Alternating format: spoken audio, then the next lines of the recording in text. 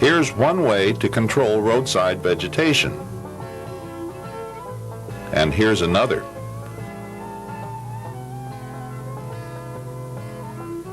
Now for easy maintenance and operation, it's tough to beat these little critters. Of course, they don't cut grass very evenly, and they tend to take a lot of breaks.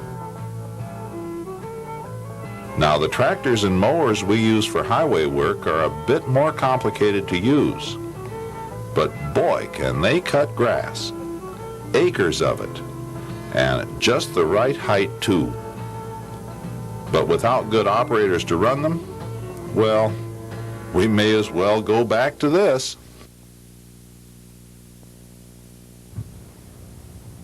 Part 1 of this program on the rotary mower will cover pre-trip inspections, servicing the tractor and mower before you begin work.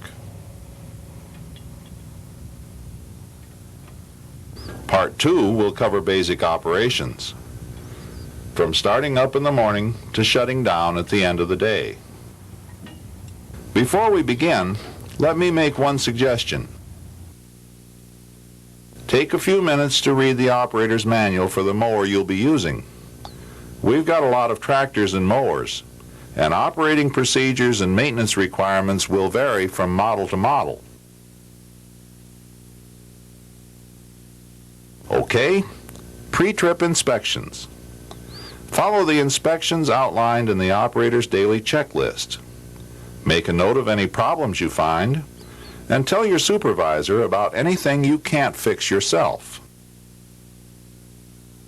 Pre-trip inspections can be divided into 4 categories: the walk-around inspection, engine checks, lubrication, and checking the mower blades. First, the walk-around. It's a general overall look at the equipment. Check your tires every day, the condition of the tread and sidewalls. Use a tire gauge if you think the tires need air, and look for loose or broken lug nuts. During the walk-around, you're looking for obvious problems, anything that may cause problems out on the job. Make sure the chain guards on the mower are in place. They keep debris from flying out from under the mower deck. And check the mower tires too. Give them a good shake to see if the bearings are loose. Then continue your inspections.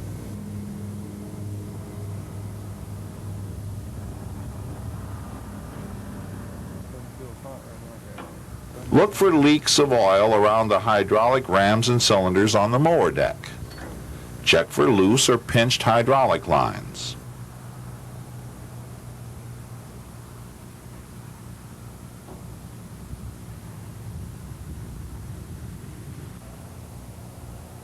Make sure you have flags on the mower sections.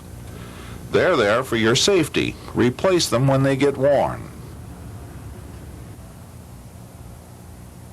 And make sure you have a slow-moving vehicle sign on both the mower and the tractor. Keep them clean and clearly visible. Okay? Now engine checks. Start with the engine oil. Keep it between the full and add marks on the dipstick with the right kind of oil. Note the condition of the oil. Foamy, gritty oil, or oil that smells of fuel, indicates a major problem. Contaminated oil can ruin the engine, so take a good look.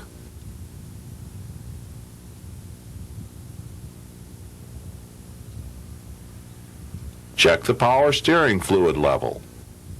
It should be about an inch from the top of the reservoir.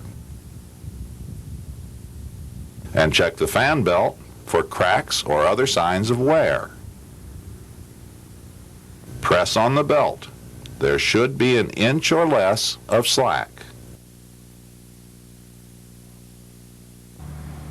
On diesel tractors, you should drain a little fluid from the fuel filter every week or so to remove water or sediment from the fuel system. Just loosen the plug at the bottom of the filter and look for signs of contamination in the fuel. Next, check the battery. First, make sure it's there. They've been known to disappear overnight.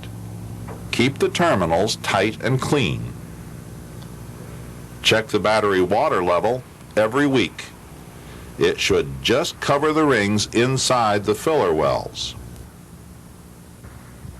Keep the battery clean and secure in its stand. Check the coolant level in the radiator. It should be about 1.5 inches from the bottom of the filler neck. If it's low, add clean coolant to the right level.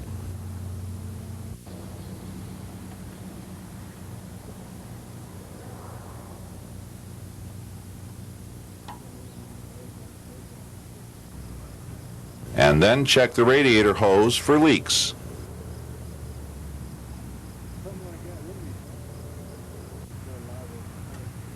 The next check is the air filter. Some tractors have an air filter restriction indicator. When it turns red at the bottom like this, the filter should be cleaned or replaced. Just remove the air filter and tap it lightly on your hand to shake out the dust. But be careful. It's easy to damage the paper element inside the filter. If it's really clogged, get a new filter. Tractors work in dusty conditions, and the air going to the engine has to be clean.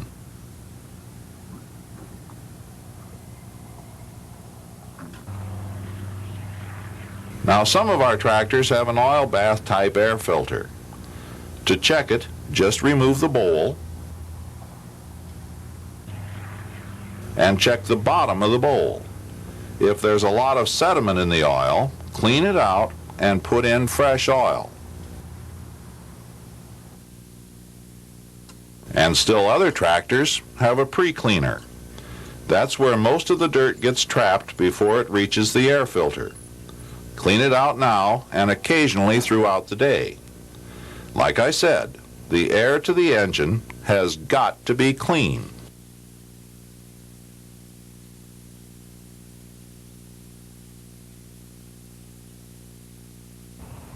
Okay, one more fluid level to check. The transmission oil. The dipstick is usually behind the seat. And remember this when checking any fluid level. Don't overfill. In most cases, adding too much is as bad as not enough.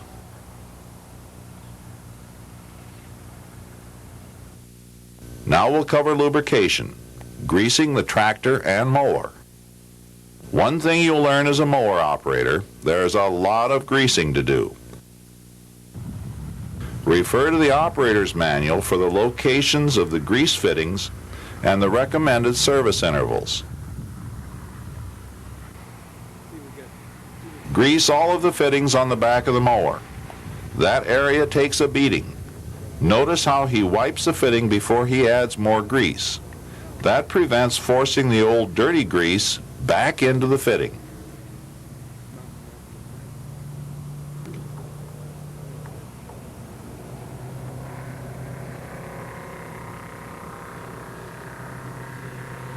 Hit all the fittings on the PTO shaft. The shaft rotates at high speed when you're mowing. You have to keep it lubricated.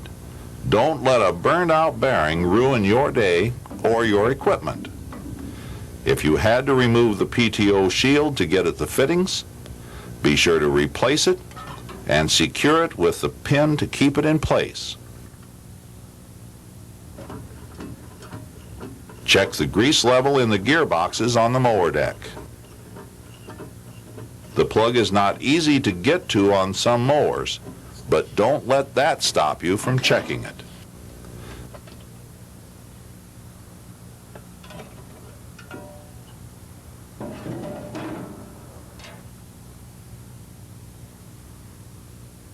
Just remove the plug at the bottom. You should see a little grease seep out.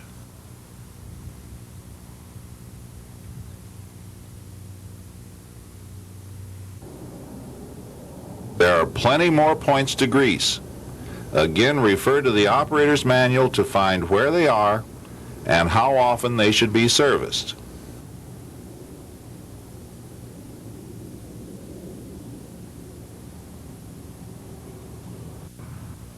Now, inspecting and changing blades.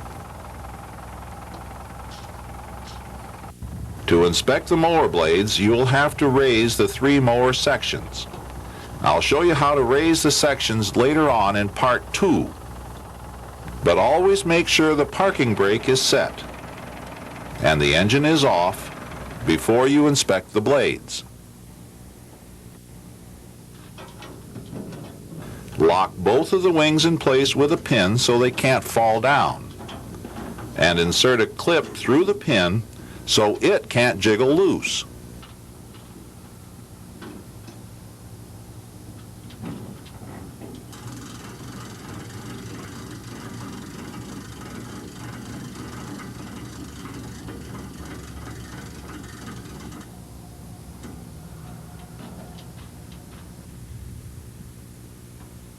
Always block the center section of the mower before you get under it.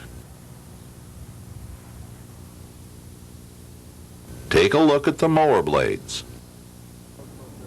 Look for chips, cracks, or just a plain dull cutting edge.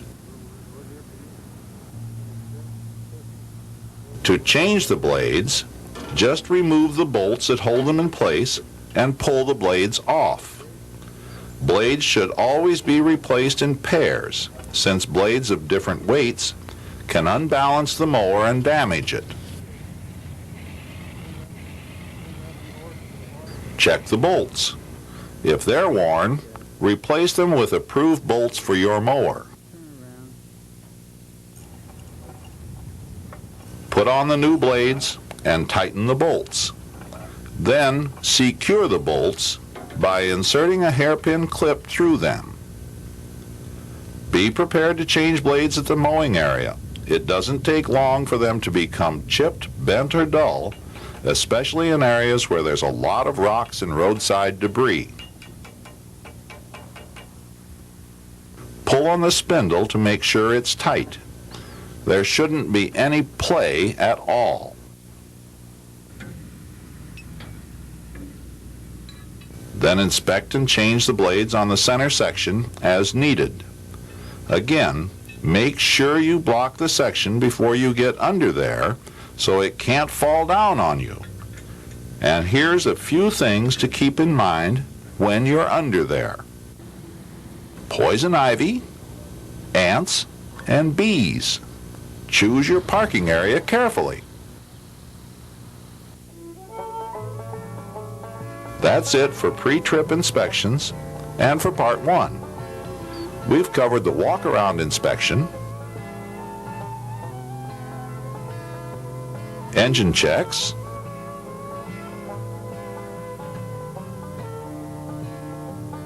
lubrication, and changing blades. The order in which you make these checks is really up to you, but make them. It's the best way to keep you and your equipment out on the job.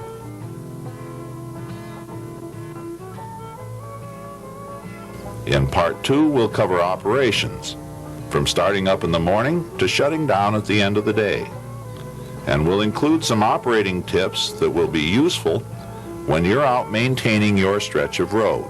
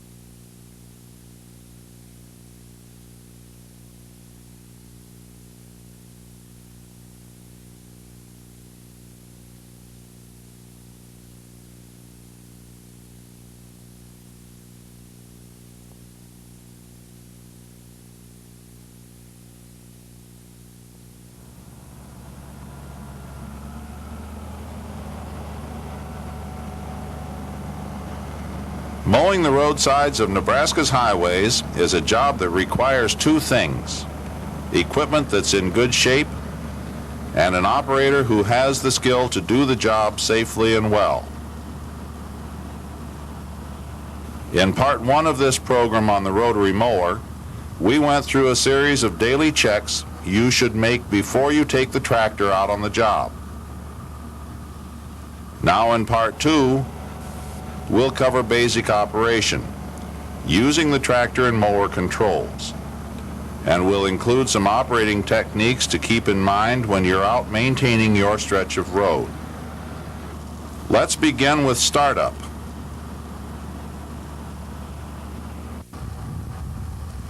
To start the tractor, first make sure the transmission is in neutral and the parking brake is set. Then turn the key to start. If the engine doesn't start right away, don't crank the starter for more than 30 seconds at a time. Let it cool down a few minutes, then try again. Check the gauges on the instrument panel. Make sure they are all working. And check your lights. You'll often mow in isolated areas, and your lights may be the only traffic warning devices available to you.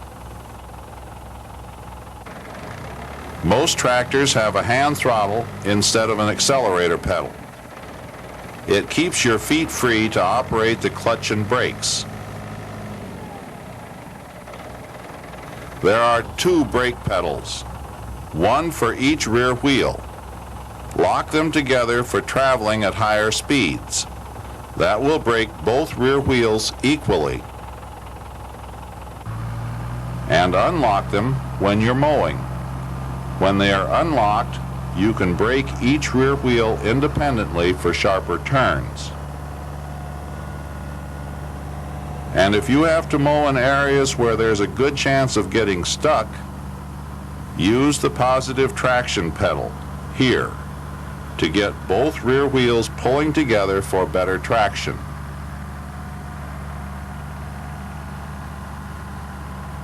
The transmission on this tractor has 8 forward gears, 4 gears in low range and 4 more in high. The long lever is the gear shift, and the short lever is the high-low range shift.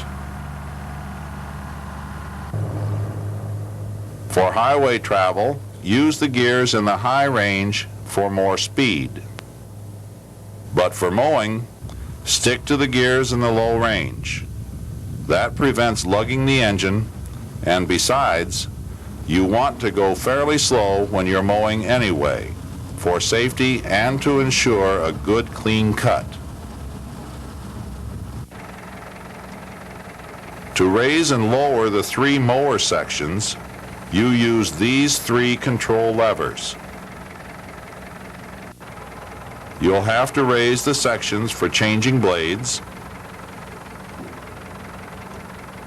for mowing around obstacles, and for highway travel. And there's one more control for the mower, the PTO. Depress the clutch and engage the PTO to start mowing. The PTO shaft spins and drives the mower blades. To stop the blades, depress the clutch and move the PTO lever back to neutral. Never go anywhere near the mower when the PTO is engaged. It's just too dangerous. Always wait until the shaft stops spinning before you go back to the mower.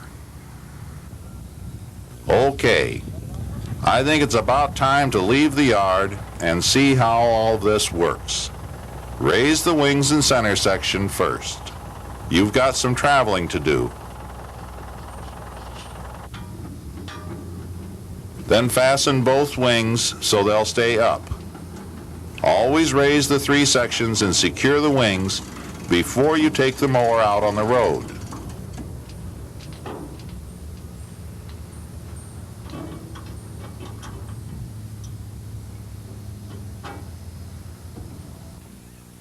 Lock your brakes together for highway travel.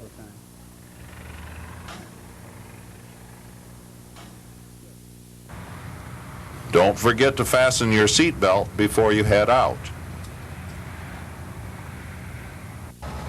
But if your tractor doesn't have a rollover bar, don't use a seat belt. You have to be able to jump clear if you upset the machine. When you have the mower out on the road, use your warning lights. And when possible, pull off to the shoulder to let other vehicles pass. When you get to the work area, pull onto the shoulder, put the transmission in neutral, set the brake, and shut off the engine.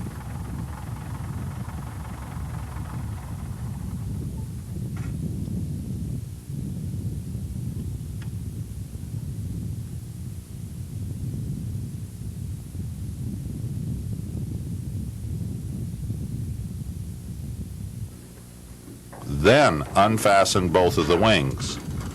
You may have to use the winch to pull the wing back enough to remove the pin.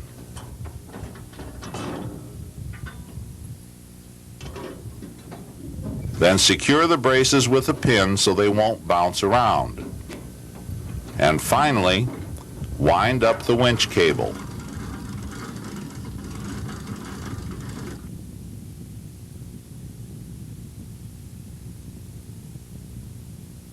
Then climb back onto your seat and fasten your seat belt.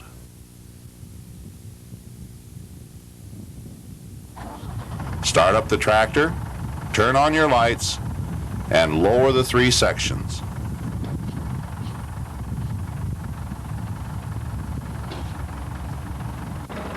Engage the PTO.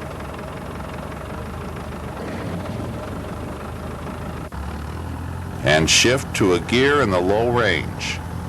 Which gear depends on the height of the grass and the nature of the terrain. Go slow in deep grass. If you go too fast, the mower blades will beat down the grass rather than cut it. Check behind the mower frequently to see how it's cutting. If it's uneven, slow down even more and use a lower gear until you get it right. But you still have to keep an eye on what's ahead of you. Look out for holes, ditches, or other obstacles that could upset the tractor. I'll say it again. Go slow. Now, the mower blades will go right through most of the trash that clutters its path.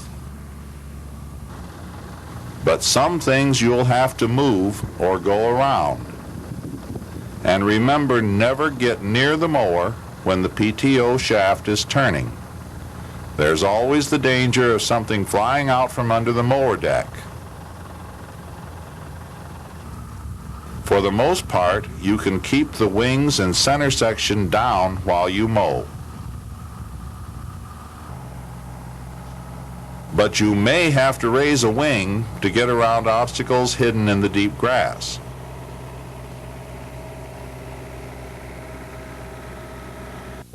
Check the mower out occasionally throughout the day. Check the blades and spindles for damage. You'll be amazed at how much junk is out there, hidden in the grass, just waiting to cause you trouble.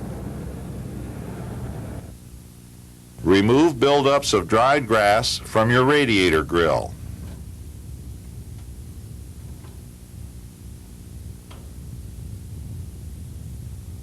And just walk around the mower. The sooner you spot trouble, the better.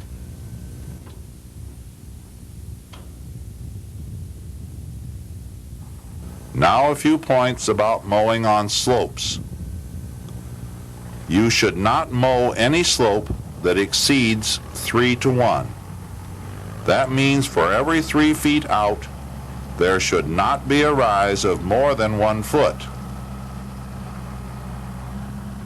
But we don't expect you to break out a surveyor's level every time you mow a slope. It's often a judgment call. If you're not sure whether or not to mow a particular slope, don't mow it. Ask your supervisor or another experienced operator about it when you return to the yard. But even on a 3-to-1 slope, there's always a chance of upsetting the tractor. So here are some rules to follow. I'm sure you've guessed the first one. Go slow. That's the best way to stay in control of a dangerous situation. The second rule is to keep the mower sections down. Raising a wing on the slope might shift your center of gravity enough to tip you over. And the third rule, stay in gear. Never coast downhill while you're mowing or during highway travel. You'll face many other obstacles besides slopes while you mow, and you'll learn how to approach each situation as you gain more experience. And that's really the whole key to mowing: experience. Getting used to the machine, knowing its capabilities and limitations, and getting the most from it. At the end of the day, find yourself a good spot for shutting down.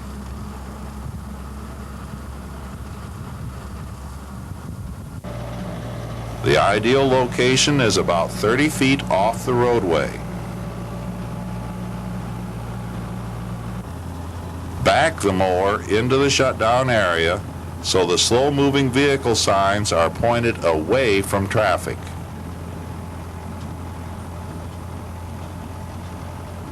Then disengage the PTO. Set the parking brake and put the transmission in neutral.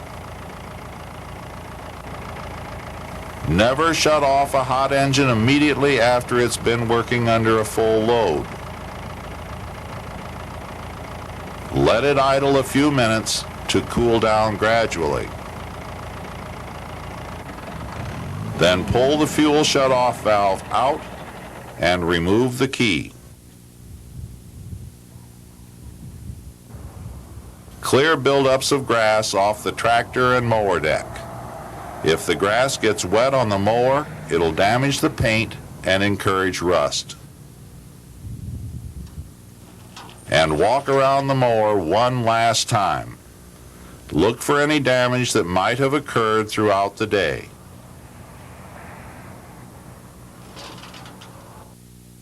And that's it for shutdown and part 2 of rotary mower operation.